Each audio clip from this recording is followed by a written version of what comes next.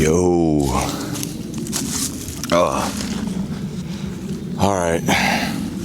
Trying something different with the mic today. We're learning as we go. Gonna do another video. It is halftime of the Clemson Georgia Tech game. It's like 13-0, and it's honestly not even halftime right now. We just gotta I just can't keep watching this. But that's another conversation. This video is about something else. What that thing is, I do not know. But we're just pressing record.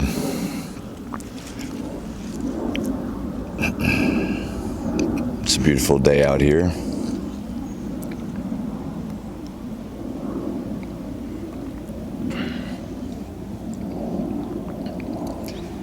I think a lot of the things that I want to do,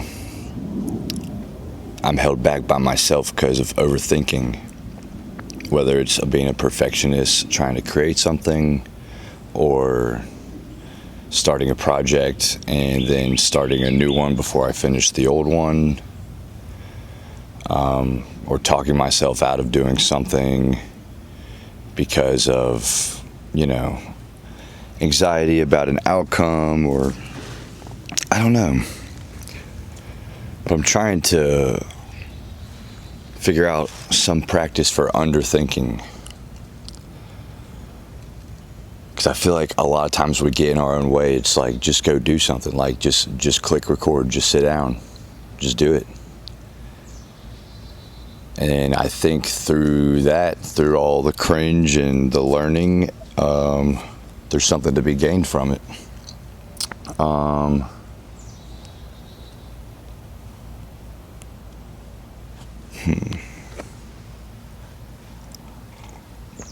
Underthinking.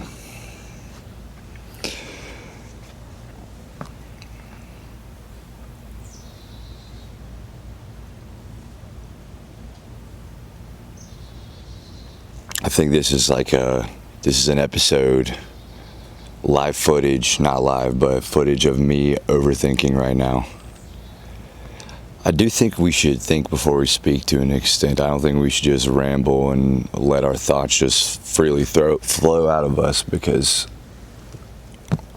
we're not every thought that we have. I think thoughts just pop into our head for whatever reason from whatever place, but not all thoughts are necessarily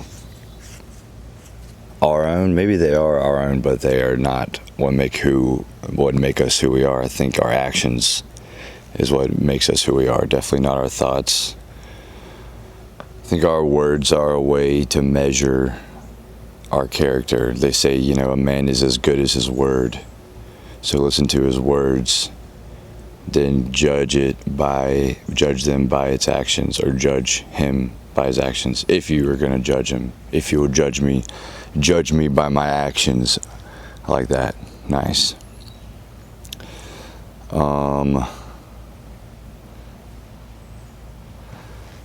Let's see, overthinking. So there's this dude, Elijah Long fire videos, kind of the exact style of what this is, just clicking record and ranting. I don't know if I'm necessarily ranting, we'll see. Just clicking record and seeing what happens. His are a lot more like motivational, inspirational, spiritual. They're sick, they're comical, they're funny, but he's introduced this concept to the internet called retard maxing. I think that's exactly what I mean by underthinking. I mean, call it what you like. Retard maxing is a crazy word. But it's funny, and it works, and I think there's some validity to it. Dude, haven't had breakfast yet. It's like about noon where I'm at, but I've been crushing these freaking collagen coffees. Collagen is that stuff, dude. That's what I'm learning. Collagen. Collagen makes you pretty, and it's a good source of protein. It's nice on the stomach. Great morning thing. Get your collagen. Get your caffeine. Gosh, I'm trying not to let this freaking football game distract me. I mean, we just suck. Clemson, in this 2025 football season, not good. I mean, listen, we got great talent, we got great players. All right, this is gonna be we're not gonna dive into this. We're not having the Clemson conversation right now. Hopefully, we never have to. But the fact I'm even talking about a Clemson conversation is not a good thing. There's still hope. When there's hope, that's all you need. But my gosh, it is looking slim for this team. Oh boy.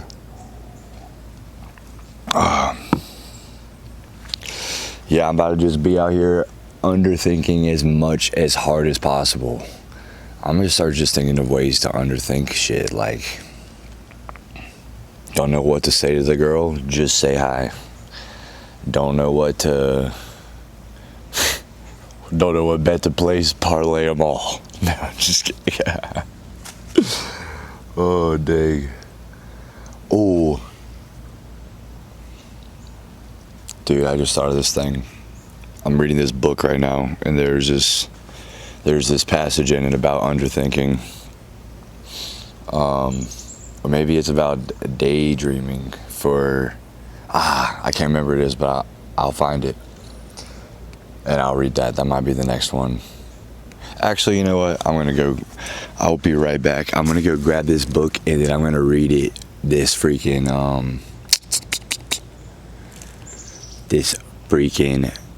passage excerpt from this book real quick. So I'm just gonna BRB. All right, we're back underthinking. All right, so this book is Les Miserables. I know it's not how it's pronounced, but yeah, if you haven't heard of it, there's a movie out. It's fire. It was made into a show. It's a classic, one of the longest ever, and it was recommended to me by a lot of people, and I'll talk a lot more about it later on. But yeah, I just thought of this thinking about underthinking, this thing that stood out to me reading this, because the writing is just so good, and it flows so smoothly and beautifully and romantic and whatever. But okay, he's talking about daydreaming here. Just to give you a little bit of context, there's this guy Marius. There's a bunch of main characters in this, but Marius, they're talking about him. He was pretty much a law student, had a crazy hard life, but lived nobly. He's a young guy, young strapping lad in Paris in the early 19th century. And so he is pretty much sees this girl, never spoken to her in his life, falls in love with her, and in today's terms, he stalks the shit out of her. But, you know, when it's 19th century Paris, it's romantic. Anyways, this guy's obsessed with this girl. He's a law student, and it's like distracting him from his studies. I'm pretty sure he drops out. This, what I'm reading, we're pretty much caught up. Past that, you know, some things happen. He does talk to her or whatever, but at this point, he's just obsessed with this girl. And he's overthinking, and we need to underthink. And this is what Victor Hugo, the author, has to say about that. If you would like to follow along, we are in the unabridged translation by Christine Donifer. I don't know how to say it, but in all his tribulations, and already quite some time ago, he had stopped working, and nothing is more dangerous than to stop working. It's habit you lose, a habit easy to give up and difficult to resume. A certain amount of daydreaming does you good, like a narcotic in small doses.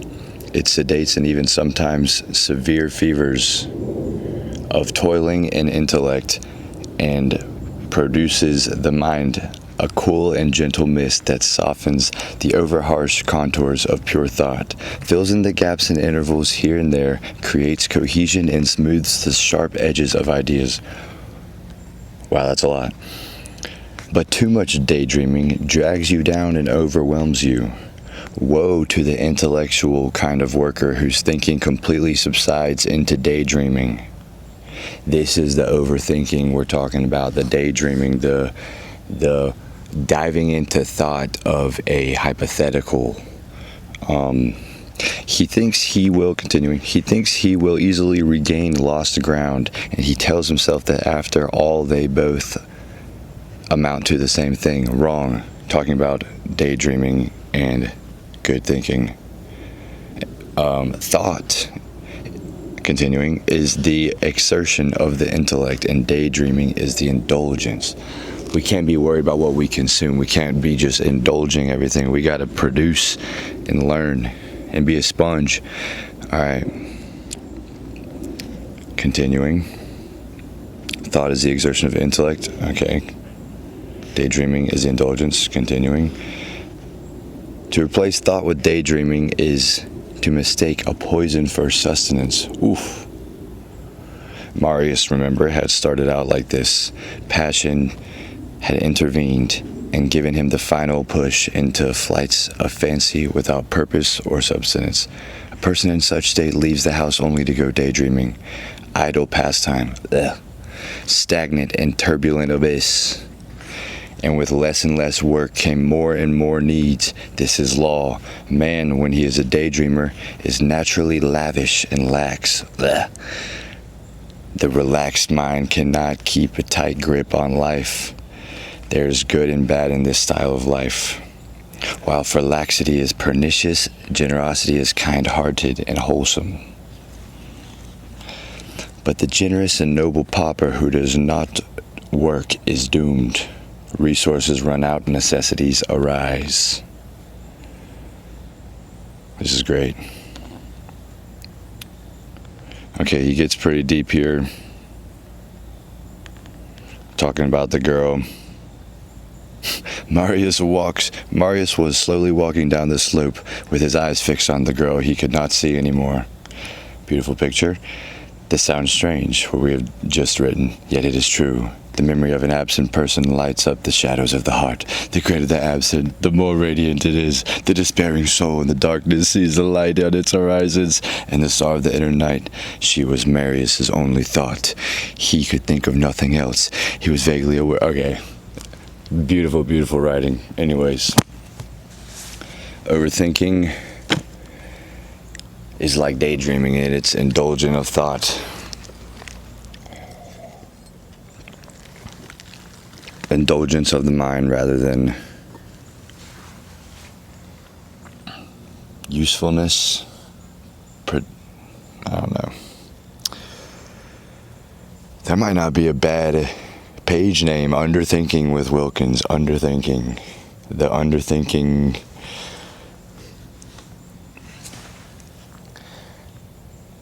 The Underthinking Project. The Underthinking Experiment. Ooh. Alright. I think halftime might be over. Hopefully we've scored. Gosh dang. Alright, fellow Earthlings, people of the internet. Bing, bing, bong.